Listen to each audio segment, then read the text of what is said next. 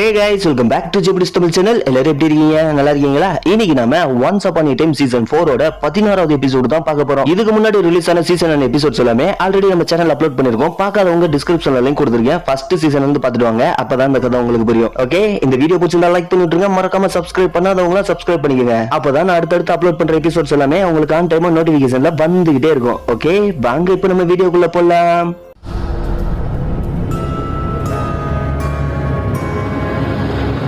16வது எபிசோடோட ஸ்டார்டிங்ல கடந்த காலத்தை காமிக்கிறாங்க. அங்க ஹூக்கு அவன் ஆளுங்களும் கடல்ல கப்பல்ல போயிட்டு இருக்காங்க. இது ஹூக்கு ரம்பல பழிவாங்க நெவர்லாண்ட்ல சுத்திட்டு இருந்தால அப்ப நடந்த கதை. அப்ப திடீர்னு ரொம்ப அழகான ஒரு குரல்ல மியூசிக் கேக்குது. ஹூக்கோ பைனாக்குலர் வழியா பாக்குறான். அங்க வெறும் புகை மூட்டமா தான் இருக்கு. இப்ப எல்லாரும் அந்த குரல்ல மயங்கி அந்த புகை மூட்டத்தையே வேடிக்கை பார்த்துட்டு இருக்கானுங்க.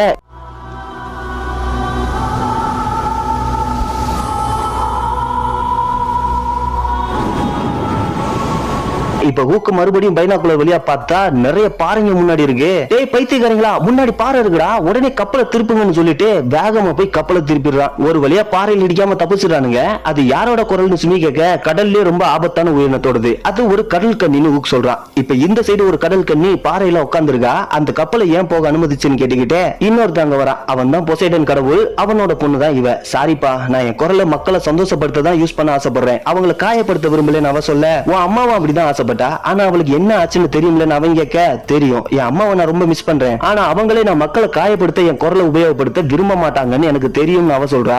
அவளோட சாவுக்கு காரணமானவங்களை நீ பழி வாங்கணும், அதுவும் உன் அம்மாவோட ஆசைதான்னு சொல்றான். யாரோ ஒருத்தர் அப்படி பண்ணதால உலகத்துல இருக்க எல்லாரும் அவங்கள மாதிரி கெட்டவங்கன்னு முடிவு பண்ண முடியாதுன்னு அவ சொல்ல, போதும் நிறுத்து, நீ கடல்ல வாழ்ற வரைக்கும் ஏன் பேச்சதான் கேட்டாகணும்னு அவ சொல்றான். அப்ப எனக்கு கடல்ல வாழ விருப்பம் இல்லைன்னு அவ சொல்ல, உனக்கு என்ன விருப்பமோ பண்ணு, ஆனா சீக்கிரம் நீ என்கிட்ட திரும்பி வருவேன்னு சொல்லிட்டு அங்க இருந்து மறைஞ்சு போயிடான். இவ்வளவு நல்லவளா இருக்கால, இவ யாருன்னு தெரியுமா? இவ தான் உர்சுலா. இது உர்சுலாவோட கதை தான். இப்ப அப்படியே கட் பண்ணா ஸ்டோரி புக்க காமிக்கிறாங்க. அந்த ரைட்டரை பத்தி எனக்கு எதுவுமே தெரியாதுன்னு பினோக்கியோ சொல்றான். இப்ப உடனே உர்சுலாவும் கத்தி எடுத்து அவன் கழுத்துல வைக்கிறா. நிறுத்து, நான் நிறைய பேரை டார்ச்சர் பண்ணிருக்கேன், ஆனா அவனுக்கு அது ஒர்க் அவுட் ஆகாது. ஏன்னா இவன் மரத்தால உருவானவன். அவனுக்கு கீழே நெருப்பு பத்த வைப்போம், அப்ப அவன் தானா உண்மையை சொல்லுவான்னு சொல்லிட்டு ரெஜினா ஃபயர் பால வர வைக்கிறா. சரி சரி சொல்லிடுறேன், அந்த ரைட்டரை பத்தி சில விஷயம் எனக்கு ஞாபகம் இருக்குன்னு அவன் சொல்ல, ரெஜினாவும் ஃபயர் பால வச்சு விறக பத்த வச்சிடுறா. நீ சாபம் போட்டிருந்தப்ப நான் ஹாங்காங்ல இருந்தேன். அங்க ஒரு மந்திரவாதியை சந்திச்சேன். அவன் பேரு டிராகன். அவனுக்கு ஃபேரி புக்க பத்தி எப்படி தெரிஞ்சிச்சுன்னு தெரியல, ஆனா அவன் பல வருஷமா அந்த புக்கோட ரைட்டரை தேடிக்கிட்டு இருந்தான்னு சொல்றான். அவங்கிட்ட இருந்து ஏதாவது தகவல் கிடைச்சதான் ரம்பிள் கேட்க, இல்ல, அதுக்குள்ள அவன் செத்து போயிட்டான். அதுக்கப்புறம் அவன் ஆராய்ச்சியை நான் தொடங்கினேன். அதோட பேப்பர்ஸ் தான் ஸ்டோரி புக்கு கொண்டு வந்தேன்னு சொல்றான். இவன் உண்மையதான் சொல்றான்னு நினைக்கிறியான்னு மேலபேசன் கேட்க, அவன் போய் சொல்றது இது முதல் தடவை இல்ல. சரி, நான் இப்ப கிளம்பணும்னு அவன் சொல்றான். சரி, நாங்களும் பிளான செயல்படுத்த ஆரம்பிக்கிறோம்னு மேலபேசன் சொல்ல, என்ன பிளானா, ஏன் அதை பத்தி என்கிட்ட சொல்லலன்னு ரெஜினா கேக்குறா.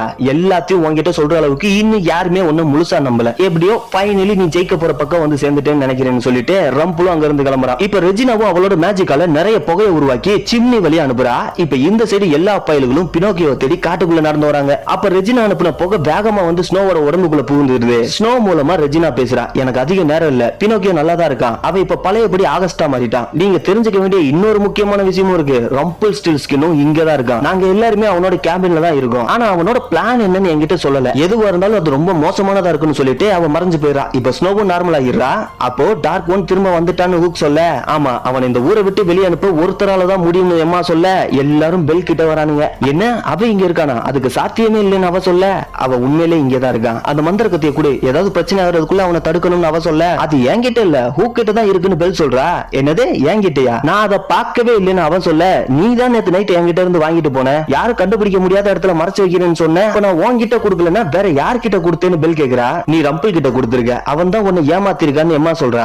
இனிமேல் அவனால என்ன ஏமாத்த முடியாதுன்னு நினைச்சேன், ஆனா அதுக்கும் ஒரு புது வழியை கண்டுபிடிச்சிட்டான்னு பெல் சொல்றா. சரி, நம்ம முதல்ல பினோக்கியோவை கண்டுபிடிப்போம்னு சார்மிங் சொல்ல, கரெக்ட், நீங்க அவனை போய் கண்டுபிடிங்க, நான் ரம்பிளோட சீக்கிரட்டை கண்டுபிடிக்கிறேன். உர்சுலாவுக்கு எனக்கு ஒரு கடந்த காலம் இருக்கு, சோ அவளை யூஸ் பண்ணி அவர் ரகசியத்தை கண்டுபிடிக்கிறேன்னு ஹூக் சொல்றான். எப்படி அதை பண்ணுவேன்னு எம்மா கேட்க, என்கிட்ட ஒரு பொருள் இருக்கு, அதை வச்சு அவளுக்கு நான் மகிழ்ச்சியான முடிவை திருப்பி தருவேன்னு சொல்றான். ஆனா அது பாசிபிளான்னு அவ கேட்க, முடியும், ஏன்னா அந்த பொருளை அவகிட்ட இருந்து எடுத்தவனே நான் தான் சொல்றான். இப்ப இந்த சைடு ரெஜினா ஒரு அபினும் கிஸ் பண்ண மாதிரி இருக்கிற பேஜ ரெஜினா பினோக்கியோ கிட்ட காமிச்சு, இந்த பேஜ் எனக்கு நெருக்கமான ஒருத்தருக்கு கிடைச்சதுன்னு சொல்றா. ராபின் ஹுட் தானு அவன் கேட்க, அவனை பத்தி உனக்கு எப்படி தெரியும்னு அவ கேக்குறா. நான் இப்ப பெரியவனா மாதிரி இருக்கலாம், ஆனா நான் ஸ்டோரி புக்ல சின்ன பையனா இருக்கும்போது நடந்த எல்லாத்தையும் மறந்துட்டேன்னு அர்த்தம் இல்லைன்னு அவன் சொல்றான். சரி, இந்த பேஜ்ல நடக்காத ஒரு விஷயம் இருக்கு, உனக்கு அதை பத்தி தெரியும்னு நினைக்கிறேன் அவ சொல்ல, குரியலாவும் என்ன விஷயம் சொல்லும் அதுன்னு கேக்குறா. ஒண்ணும் இல்லைன்னு அவ சொல்ல, இப்ப 3 பேர் அங்க இருந்து கிளம்புறாங்க. இப்ப இந்த சைடு ஹூக்கும் ஒரு சங்கம் எடுத்து ஊத்துறான். அப்ப திடீர்னு ஒரு வாள் வந்து அவனை இறுக்கி பிடிக்குது. அது நம்ம உர்சுலா உர்சுலா தான் அந்த சவுண்ட கேட்டுதான் அவ இங்க வந்திருக்கா. கொஞ்சம் பொறுமையாரு, நான் உன் கூட ஒரு ஒப்பந்தம் போட தான் வந்திருக்கேன். ரம்பிள் உன்கிட்ட தப்பா சொல்லிருக்கான். உன் மகிழ்ச்சியான முடிவு கிடைக்க நீ பிரைட்டரை கண்டுபிடிக்க வேண்டிய அவசியம் இல்லைன்னு சொல்றான். உடனே அவனை விட்டுட்டு நீ சொல்றத நான் ஏன் நம்பணும்னு கேக்குறா. ஏன்னா உனக்கு என்ன வேணும்னு எனக்கு தெரியும், அது எங்க கிடைக்கும்னு எனக்கு மட்டும் தான் தெரியும். அதை நான் உன்கிட்ட சொல்லணும்னா ரம்பிள் என்ன பண்ண போறான்னு நீ எனக்கு சொல்லணும்னு சொல்றான். இப்ப அப்படியே கட் பண்ண கடந்த காலத்துல உர்சுலா கடல்ல இருந்து மனுஷங்க உலகத்துக்கு வந்து பார்ல பாட்டு பாடிக்கிட்டு இருக்கா. ஹூக்கும் அங்கதான் இருக்கான். அவளோட பாட்டை கேட்டு சாக்காயிட்டு உடனே அவகிட்ட வந்து நீ தானே என் கப்பலை மூழ்கடிக்க பார்த்த, ஆனா நீ அப்படி பண்ணல, அதனால உனக்கு நான் கடன் பட்டிருக்கேன்னு சொல்லிட்டு அவளுக்கு ட்ரிங்க் வாங்கி கொடுக்குறான். உன்னை தப்பிக்க விட்ட பிறகு என் அப்பா செம்மையா திட்டினாரு. நான் கடல்ல வாழணும்னா அவர் பேச்சதான் கேட்கணும்னு சொன்னாரு. அதனாலதான் அவரோட வாழ்க்கை உடைச்சு இந்த பிரேஸ்லெட் திருடிட்டு இங்க வந்துட்டேன். இதோட சக்தியால தான் என்னால இந்த உலகத்துல நடமாட முடியுதுன்னு அவ சொல்ல, பரவாயில்ல நீ தைரியமான பொண்ணு தான் அவ சொல்றான். என் அப்பாவும் முதல்ல நல்லவராதான் இருந்தாரு, ஆனா என் அம்மாவை கொலை பண்ணிட்டாங்க. அவன் ஒரு கடற்கொள்ளையன், அதனாலதான் கடற்கொள்ளையர்களை கொல்ல என் குரல் ஆயுதமா பயன்படுத்தினாரு. ஆனா எனக்கு அது பிடிக்கலன்னு சொல்றா. உன் குரல் உனக்கு கடவுள் கொடுத்த கிஃப்ட்.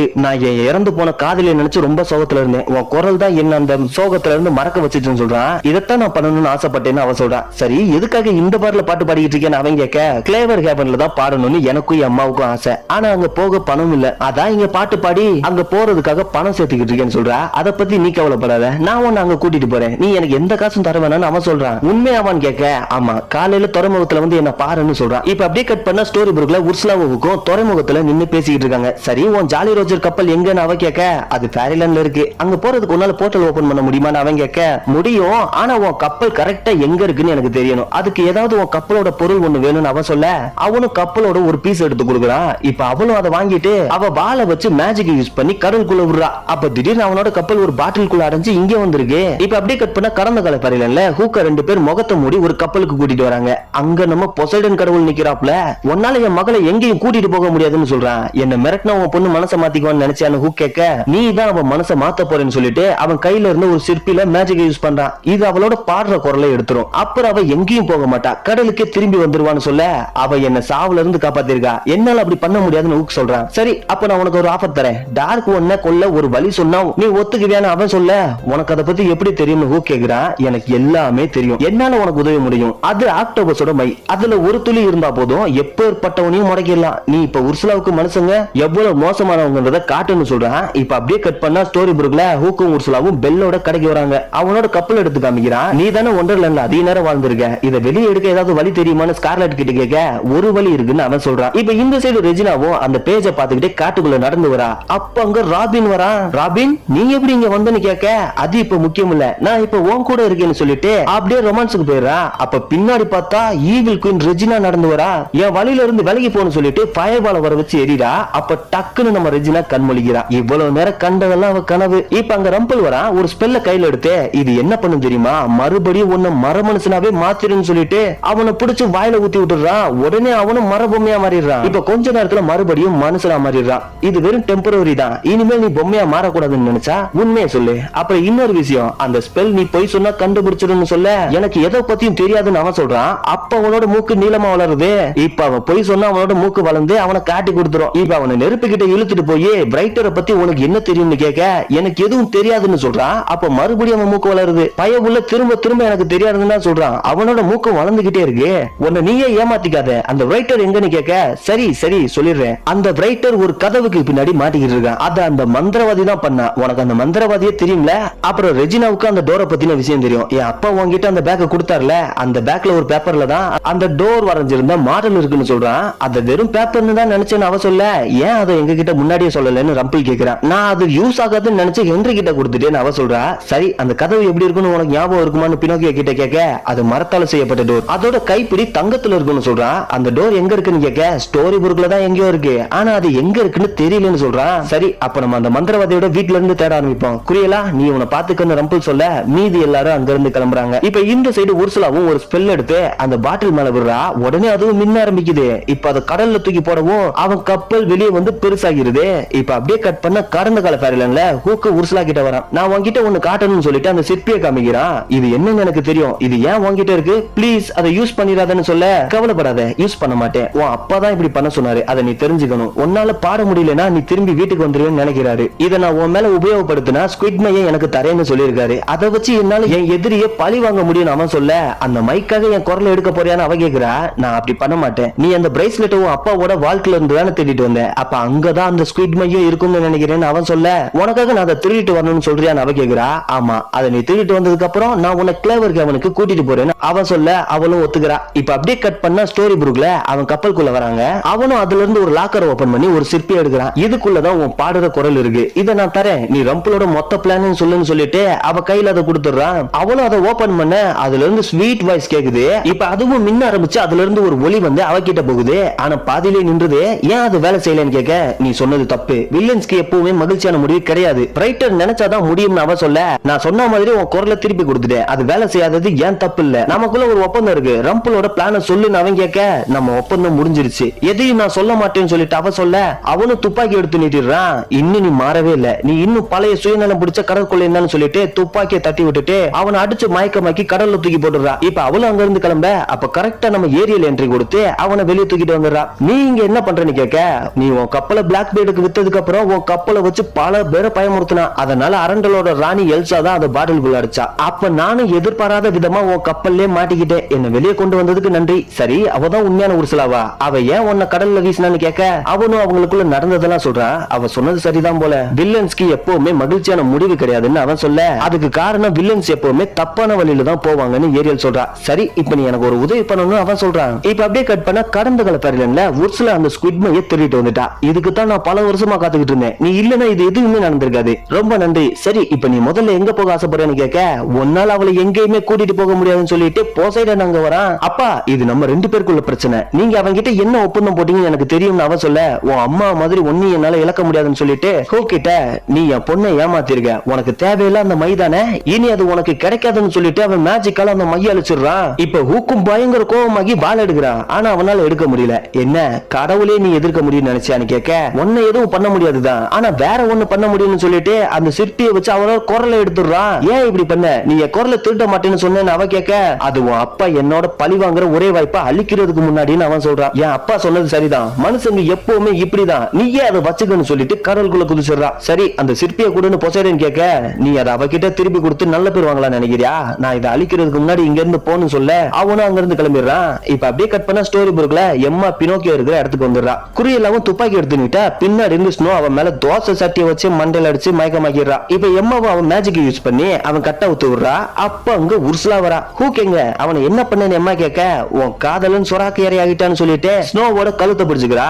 இப்ப எம்மாவும் மேஜிக் யூஸ் பண்ண வரா. வேணா, அப்புறம் உன் அம்மாவை பார்க்கவே முடியாதுன்னு அவ சொல்ல அவளும் நிறுத்திடுறா. இப்ப அப்படியே கட் பண்ண கடந்த காலத்துல என்ன மன்னிச்சிரு உர்சுலா, எனக்கு வேற வழி தெரியல, அதான் அப்படி பண்ண நினைச்சேன்னு பொசைடன் சொல்ல, உங்களுக்கு புரியலையா, அந்த பாட்டு தான் அம்மாவை இவ்வளவு நாள் வாழ வச்சிட்டு இருந்துச்சு, இப்ப அவங்க மொத்தமா போயிட்டாங்கன்னு சொல்லிட்டு அவனோட திரிசூலத்தை எடுத்து நீட்டி, நீங்க நான் எப்பவுமே ஒரு கடல் கன்னியா தானே இருக்கணும்னு ஆசைப்பட்டீங்க, இனி நான் அப்படி இருக்க மாட்டேன், நீங்க உர்சுலான்ற கடவுளோட நினைவா தானே அவ பேரை எனக்கு வச்சீங்க, அவ ரொம்ப சக்தி வாய்ந்தவ, நானும் அப்படிதான் இருக்க ஆசைப்படுறேன்னு சொல்லிட்டு அவ திரிசூலத்தை பயன்படுத்தி கடல் கன்னியா இருந்தவ ஆக்டோபஸா மாறிடுறா.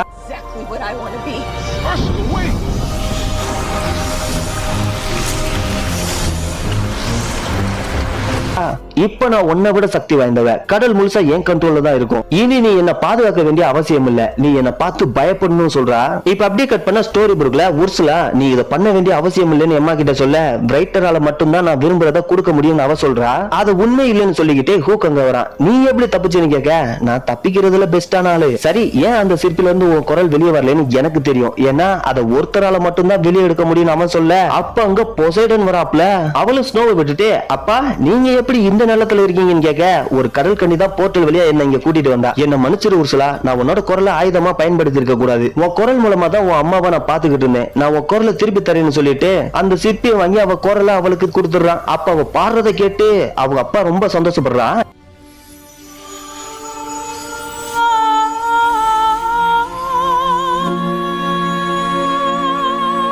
உனக்கு பிடிச்சதை பண்ணுன்னு சொல்லிட்டு அங்க இருந்து கிளம்பிறான். இருங்க, நான் உங்களை ரொம்ப மிஸ் பண்றேன்னு சொல்லிட்டு வேகமா போய் அவனை கட்டி பிடிச்சுக்கிறா. ஆமா, குறியில எங்கன்னு ஸ்னோ கேட்க அவ எஸ்கேப் ஆகிட்டா. அவ ரம்பிளுக்கு இன்ஃபர்மேஷன் கொடுத்து அவங்க திரும்பி வரதுக்கு முன்னாடி நம்ம இங்க இருந்து கிளம்பணும்னு சார்மிங் சொல்ல எல்லா பயவுலிலும் அங்க இருந்து கிளம்புறானுங்க.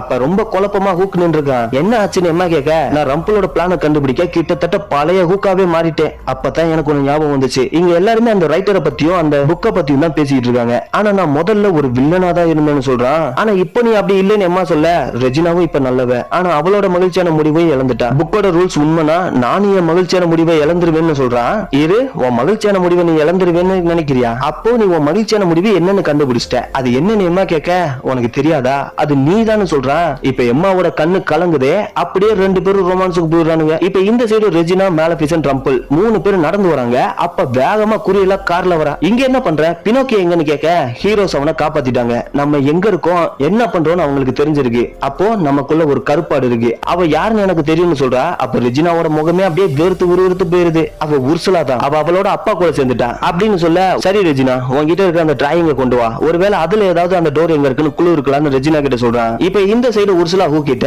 ரம்பிளோட பிளான்ல எம்மாவை இன்வால்வ் பண்ண போறான். அந்த பிரைட்டரால எல்லாருக்குமே மகிழ்ச்சியான முடிவை கொடுக்க முடியாது. எம்மா தான் ரட்சகர். அவர் ரட்சகரா இருக்கிற வரைக்கும் வில்லன்ஸ்க்கு எப்பவுமே மகிழ்ச்சியான முடிவு கிடையாது. பிரைட்டரால கூட அந்த மகிழ்ச்சியான முடிவை கொடுக்க முடியாது. இது ரம்பிளுக்கும் தெரியும்னு சொல்றா. ரம்பிள் எம்மாவை கொல்ல போறானான்னு அவன் கேட்க, அதை விட மோசமான ஒண்ணு பண்ண போறான். அவ இதயத்துல இருள நிரப்ப பிளான் பண்றான்னு சொல்றான். அப்ப இந்த சைடு ரெஜினாவும் எம்மாவை பார்க்க வரான். எனக்கு உன் உதவி தேவை. நான் ஒரு கனவு கண்டேன், அதுல ராபின் திரும்ப வந்தான், நாங்க ஒன்னா இருந்தோம். அப்ப ஈவில் குயின் ஃபயர் பால வச்சுட்டு அங்க வந்தான்னு சொல்றா. நீ சொல்றத பார்த்தா உன்னோட பழைய வாழ்க்கையை நினைச்சு நீ பயப்படுறேன்னு நினைக்கிறேன்னு எம்மா சொல்ல, நான் அப்படி நினைக்கல. என் கனவுல ஈவில் குயின் ராபினை காயப்படுத்தாங்க வரல, அவனை பாதுகாக்க தான் வந்தான்னு நினைக்கிறேன்னு சொல்றா. எதுல இருந்துன்னு கேட்க, எனக்கு சரியா தெரியல, எனக்கு அது ஃபீல் ஆச்சு. சரி, ராபினை கான்டாக்ட் பண்ண ஏதாவது ஒரு வழி கிடைக்குமான்னு கேட்க, முடியும்னு சொல்றா. அப்ப பினோக்கியோவும் கண் முழிச்சிடறான். ரெஜினா இங்க என்ன பண்றான்னு கேட்க, அவளால எந்த பிரச்சனையும் இல்ல, அவளை நம்புன்னு எம்மா சொல்றான். பினோக்கியோ, நம்ம கொஞ்சம் பேசணும், நான் அவங்க கூட அண்டர் கவர்ல தான் இருக்கேன், இப்ப கூட நான் இந்த பேப்பரை தான் திருட வந்தேன்னு அவங்க நினைக்கிறாங்க. அந்த மந்திரவாதியோட வீட்டுல அந்த டோர் இல்லன்னு அவ சொல்றா. என்ன அது அங்க இல்லன்னு இவன் சொல்றான். ஆனா அது எங்க இருக்குன்னு தெரியாதுன்னு நீ சொன்னப்ப உனக்கு மூக்கு வளரலன்னு ரெஜினா கேட்க, அப்ப எனக்கு அந்த டோர் எங்க இருக்குன்னு தெரியாது, அதனால உண்மையதான் சொன்னேன், அதனால என் மூக்கு வளரல. ஏன்னா ஹென்றி இந்த டோரோட பேஜை எங்க வச்சிருந்தான்னு எனக்கு தெரியாதுன்னு சொல்றான். எல்லாரும் ஒண்ணுமே புரியாம முழிக்கிறானுங்க. என்ன புரியலையா? இது வெறும் டோரோட மாடல் கிடையாது, இதுதான் அந்த டோர், இதுக்குள்ளதான் அந்த ரைட்டர் மாட்டிருக்கான்னு சொல்றான். அப்படியே 16வது எபிசோடையும் முடிக்கிறாங்க. ஒரு சாதாரண பேப்பர்ல கொண்டு போய் ஒரு மேஜிக் டோரை வச்சிருக்கானுங்க. ரைட், அடுத்து என்ன நடக்க போகுதுன்னு அடுத்த எபிசோட்ல பார்க்கலாம். ஓகே, இந்த வீடியோ பிடிச்சிருந்தா லைக் பண்ணி விட்டுருங்க, மறக்காம சப்ஸ்கிரைப் பண்ணாதவங்க சப்ஸ்கிரைப் பண்ணிக்கங்க. நெக்ஸ்ட் 14வது எபிசோட்ல பார்க்கலாம். அது வரைக்கும் தேங்க்ஸ் ஃபார் வாட்சிங் அண்ட் பை பை.